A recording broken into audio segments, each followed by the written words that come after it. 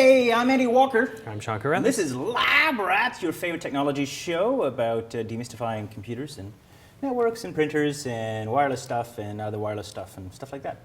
How about some wireless stuff? And some wireless stuff too. But not today. No. Not today. Today we're going to attack a particular technology that you may be familiar with that you get with your iPod called iTunes. A very fabulous piece of software from Apple. And you know, iTunes is not the most intuitive technology software from Apple, I don't think, given their reputation.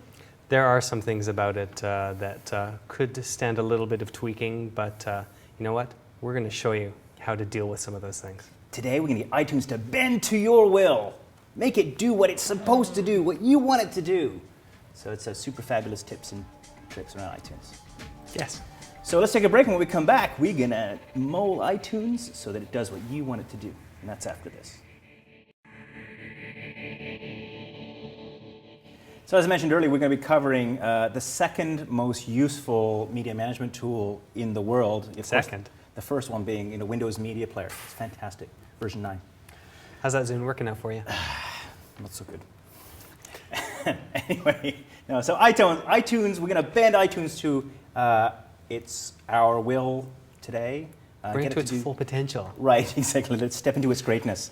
And let's start by, so one of the problems I'm having with iTunes these days is, I'll go out and buy one of these compilation CDs or whatever, I'll burn it to iTunes, and it says unknown artist, unknown track, unknown everything.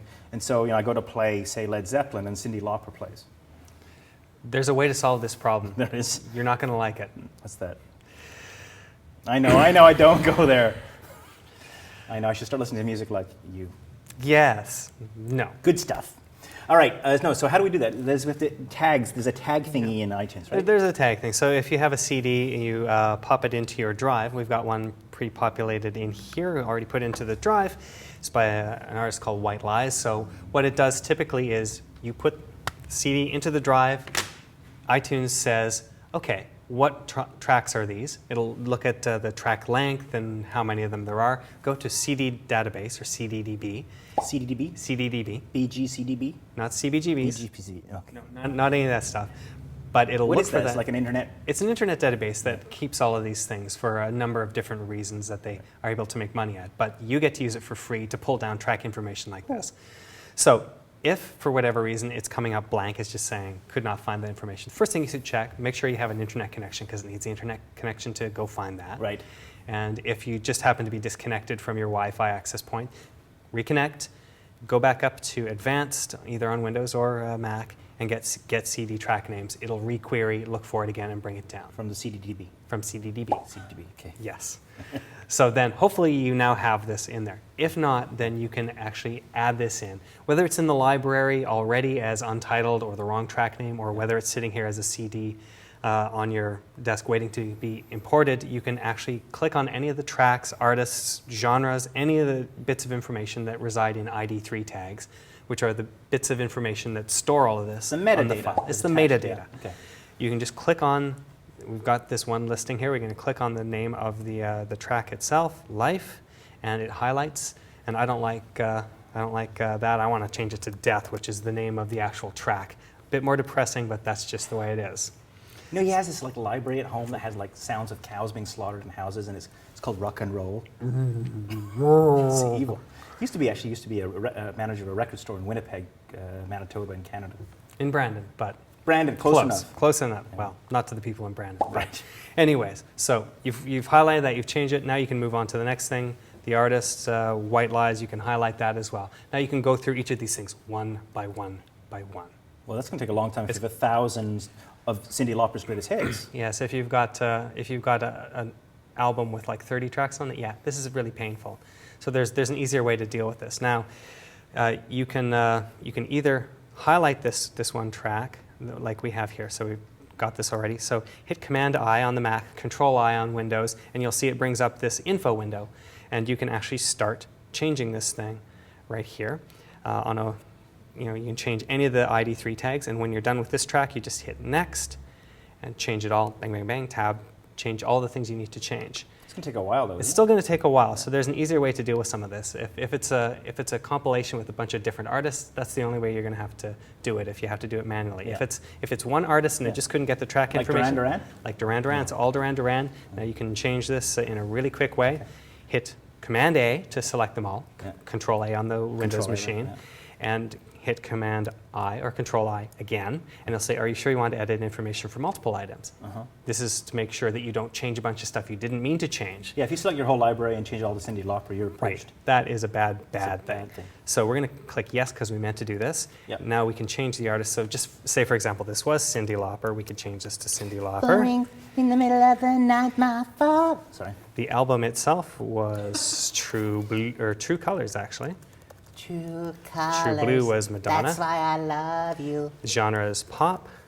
And we'll notice now when we click OK, it changed the artist, the album, and genre all to the same thing. So there you go. We just did 10 tracks. If that was 30, that would have saved a ton of time. Now you can go back and do the track names one by one by one. Can you do this on Windows Media Player? I don't care. All right. Now, one other thing that drives me crazy Yes. is sometimes, you have your propaganda album from 1982, which I do have at home, and it's an LP. It has a really cool cover, but, iTunes can't find the album art. So what do I do there? Okay, well, if you have this problem, for whatever reason, either you've made this yourself from an LP, or it just couldn't find the album art.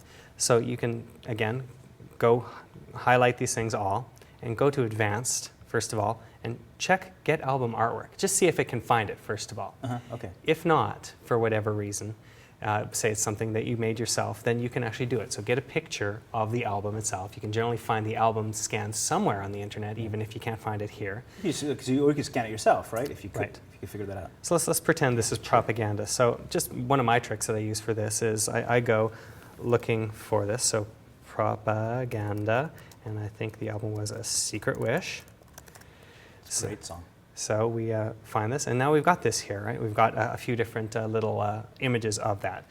So let's pretend now this is A Secret Wish. So again, we highlight them all, hit Command-I, Control-I on Windows. Are you sure you want to edit? Yes. And now you see on the side here, we've got an Artwork tab. Now to get artwork in there, you can either bring it in from your desktop. What you can do on the Mac, probably on Windows as well these days, is just grab an image straight off the web page, for example, and just drag it over into that field. And now it's there. We'll hit OK on this, and it'll start adding that artwork to every single track here. It'll start processing it. So there you go. Nice and quick. Easy. Nice and easy. Customized. Bent to my will. Right. So you can basically scan it, save it, and as long as you drag that into that window or add it in manually, then you're good. As long as you get it into that section of your ID3 tags. Okay, smart guys. So you've solved most of my problems here. What about when I want to move media into iTunes so I can play it on my iPod? So a bunch of content, for example, we create here that's not necessarily iPod format. Drag it into iTunes, it goes bloop, doesn't do anything. All right. What do I do? Well, the good news is if iTunes, the program, can play your track, and it's very good at playing a bunch of different types of formats, even if the iPod can't, you can convert it with one click. So, for example, when you're bringing media files into this that are music, Yeah. it'll import in a certain format. Now, by default, in some cases, it'll be AAC, and maybe you want MP3 so you can Yeah. move them around. Yeah.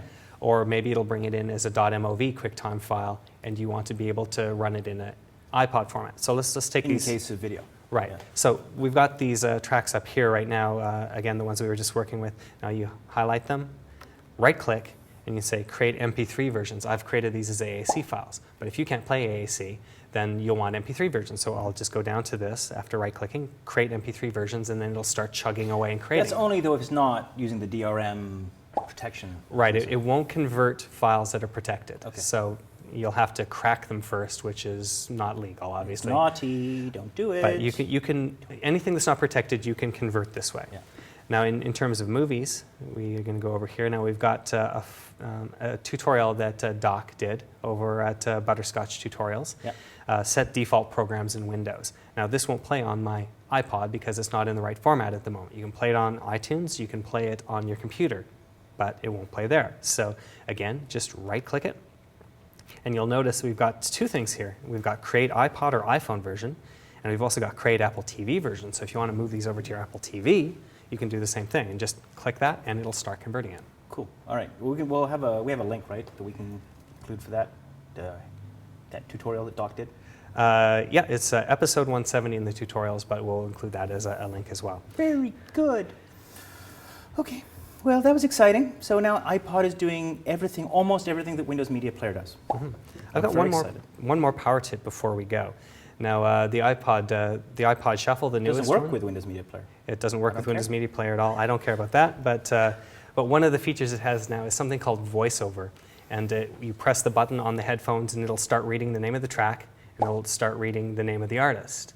And this is good. We've already showed off how to change multiple tracks, and this is one reason why you want to do it. So say you've got a hip-hop album, and you've got a lot of guest artists. Now, every time you press that button, it's going to not only read out the name of the track, but it's also going to read out the name of the artist, plus all the guest artists that were on that track, right? So one way you may want to do this, or to prevent you having to listen to that every single time, is just consolidate it all into a single thing. So I know that the album artist here is Alabama, and he's got a whole pile of guest artists here like Jimmy G, Ted Gallardo and Basia, or Dr. Filefinder, DJ Mike Britton. They're all over this thing. Unfortunately, even on a regular iPod, this is going to separate this up under the artist listing into several different artists. It's not all going to show up under the name of the album itself. So what you can do here is just go in here, do that, and then just change the name of the artist. You'll notice it's showing up blank now because we're selecting from different artists now. If you want to change them all to the same one, you would just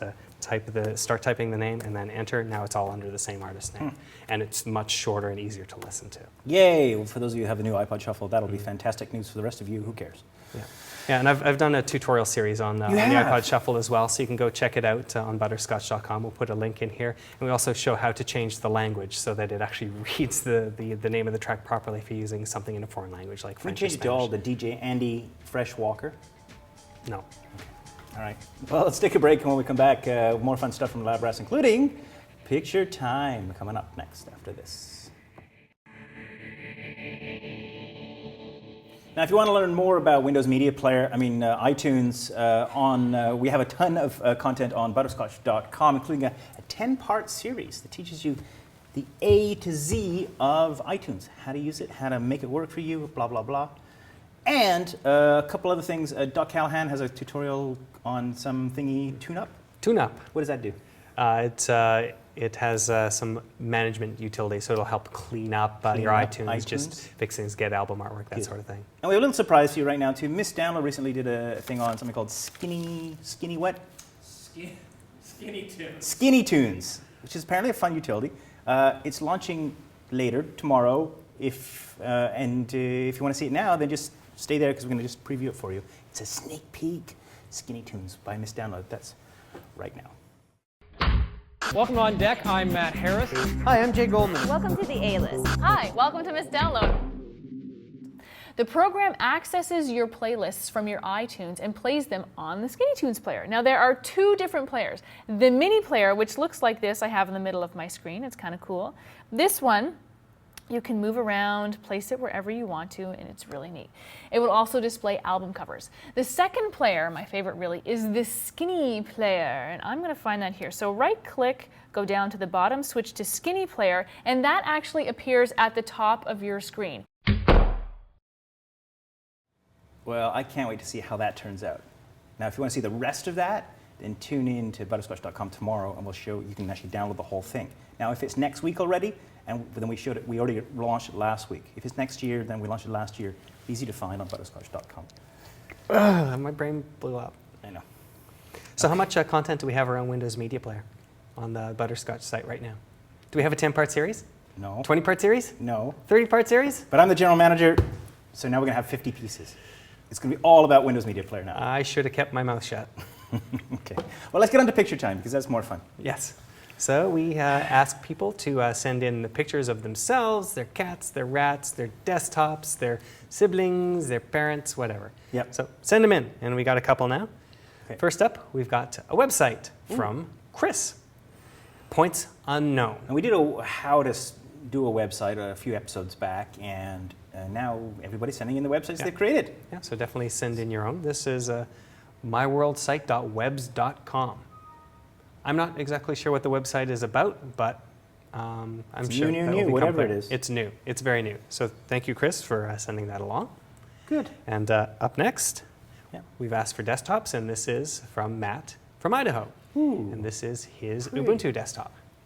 pretty. Very pretty. Nice. Much prettier than a stinky Windows desktop. I know, isn't it? Okay, all right. Well, if you'd like to have your website or your face or your grandma, your pet featured on Lab Rats, then you can email it to. Windows Media Player is the best player of all time ever, no matter what anybody says, including that stupid Sean, at labrats.tv. I like that last bit. Or more simply, Feedback at labrats.tv. really good. So send it in, because we're gonna if you send it in, we use it on the show. We're gonna send you fun stuff like what's our sticker book? What do you do with the sticker book? Oh well, you I get a stuck sticker it book. somewhere. You get a sticker book, and that's super fun. Oh yeah, we threw it at Matt Oh, here he goes. last Here episode. we go. Here we go. Sticker book. Obviously, our maid doesn't clean this place up No, so it's between got episodes. fun stuff. Mr. Mobile and Miss Download, and you can put it all over the place, Yes. including on your mother's checkbook. Okay. All right. Here, do you want it back? Here you go. Oops. Missed. It'll be there next episode too. We gotta get a maid.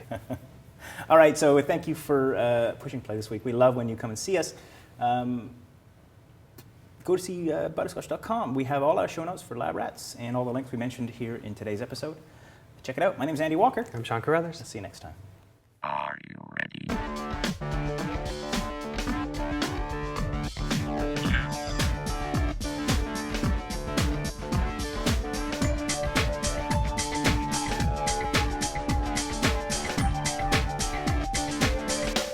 Try this at home.